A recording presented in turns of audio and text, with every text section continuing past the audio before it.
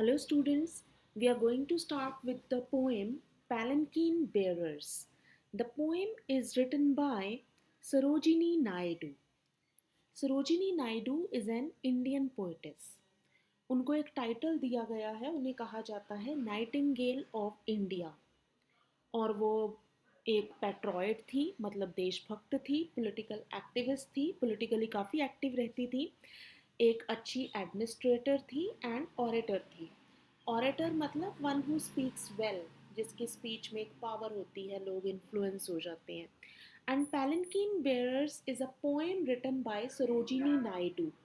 In this poem, she is talking about rich Indian culture. जब पुराने time में means of transportation इतने develop नहीं थे, तो जो रिच लोग होते थे वो एक जगह से दूसरी जगह जाने के लिए पैलनकीन्स यूज़ करते थे। पैलनकीन मतलब पालकी।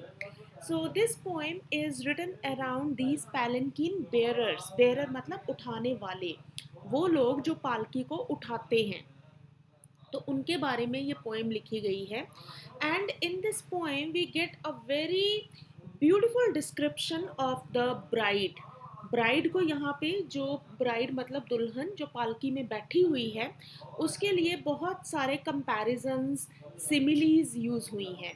So let's start with the stanza 1 of the poem. Lightly, oh lightly, we bear her along. She sways like a flower in the wind of our song.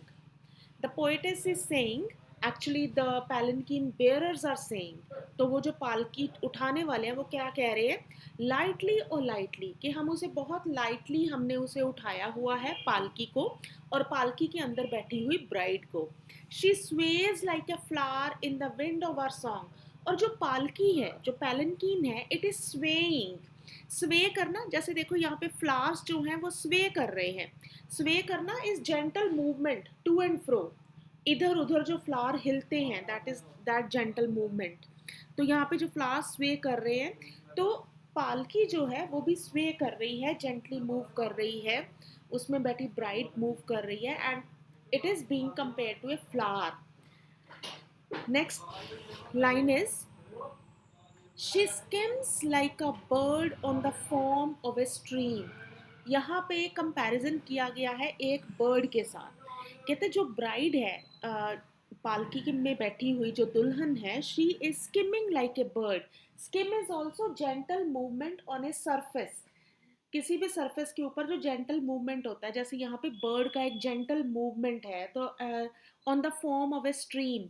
Stream river के ऊपर जो form बन जाती है, जैसे आप देखो इस इमेज में फॉर्म बनी हुई है ना, पानी की झाग सी बनी हुई है, तो उसमें बर्ड एक स्किम करता है, जेंटली मूव कर रहा है, तो इट लुक्स वेरी ब्यूटीफुल। तो सिमिलरली जो ब्राइड है वो भी बहुत ब्यूटीफुल है। She floats like a laugh from the lips of a dream. अब जब लिप्स के ऊपर एक स्माइल आती है बिकॉज ऑफ द ड्रीम, जैसे आपने छोटे बच्चों को देखा होगा, जब वो सोते हैं, कोई उन्हें ड्रीम आता है तो वो सोते हुए स्माइल करते हैं, and they look very beautiful. Similarly the bride is also floating, she is as beautiful as a laugh on the lips of a dream। जैसे वो हंसी इतनी सुंदर होती है, ऐसे ही ब्राइड सुंदर है। So next line, gaily, oh gaily, we glide and we sing. We bear her along like a pearl on a string. Gaily, gaily means happy. हम खुश हैं, जैसे हम ग्लाइड कर रहे हैं। ग्लाइड करना, जैसे हम मूव कर रहे हैं, जैसे हम आगे जा रहे हैं, हम एफर्टलेसली मूव कर रहे हैं। मतलब हम कोई एफर्ट नहीं लगा रहे आगे जाने के लिए, हम जेंटली मूव कर रहे हैं और साथ साथ हम गा रहे हैं। We bear her along like a pearl on a string. So here bride is compare to a pearl. Pearl हमें पता है, पर्ल जो होता है वो शेल में से निकलता है ना, पर्ल सुच्चा मोती बोलते हैं। It is very precious. जो वो सिप्पी में से पर्ल निकलता है, दैट इज़ वेरी प्रेशियस, बहुत कीमती होता है। तो ब्राइड भी उतनी ही कीमती है। कहते हैं जैसे पर्ल एक स्ट्रिंग के ऊपर होता है, स्ट्रिंग मतलब थ्रेड, धागा, धागे के ऊपर जैसे मोती होता है, तो ऐसे ही हम ब्राइड को लेके जा रहे हैं। So this is the first stanza of the poem. Now the next stanza, softly, oh softly, we bear her along. She hangs like a star in the dew of our song. Another comparison for the bride. क्या वो कह रही है? We are taking her softly. हमने उसको carry किया हुआ है और हम बहुत सॉफ्टली मूव कर रहे हैं. She hangs like a star. वो एक स्टार की तरह हैंग कर रही है. स्टार कहाँ पे? In the dew of our song. जैसे एक स्टार हो, वो ड्यू ड्रॉप्स पड़ी हुई हैं. ड्यू ड्रॉप मतलब ओस की बूंदे.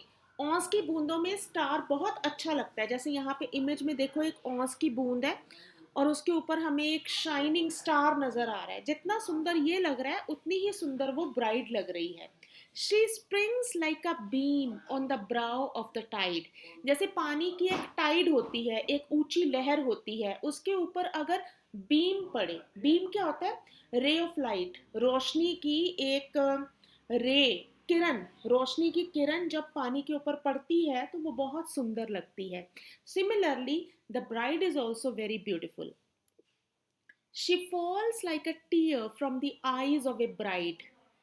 और जो ब्राइड है, she is compare to a tear from the eyes of a bride. क्योंकि जो ब्राइड की आईज में टीयर होता है, that is also very precious. It's having mixed feelings. She is having feelings that she is getting separated from her beloved ones. वो अपने परिवार को छोड़ के जा रही है. That is why she is sad. But she is happy because she is going to start a new life. After marriage उसकी एक अलग जिंदगी शुरू होगी. So she is happy. So that tear is having mixed feeling. So bride is as precious as the tear of bride is. Lightly or lightly we glide and we sing. तो हम lightly उसको लेके जा रहे हैं and we are singing. We bear her along like a pearl on a string. तो जैसे मोती होता है एक धागे के ऊपर, एक प्रेशियस मोती को पिरोया गया होता है, वैसे ही हम ब्राइड को लेके जा रहे हैं. So this is the explanation of the poem. In this poem, the poetess has used various rhyming words. जैसे आप देखो यहाँ पे राइमिंग वर्ड क्या आ रहा है? along, song. stream का राइमिंग वर्ड क्या आया? Dream. sing, string. tide, bride. so these are different rhyming words. rhyming मतलब जिनकी साउंड सिमिलर आती है. तो इसीलिए इस पोएम की राइमिंग स्कीम क्या बनती है?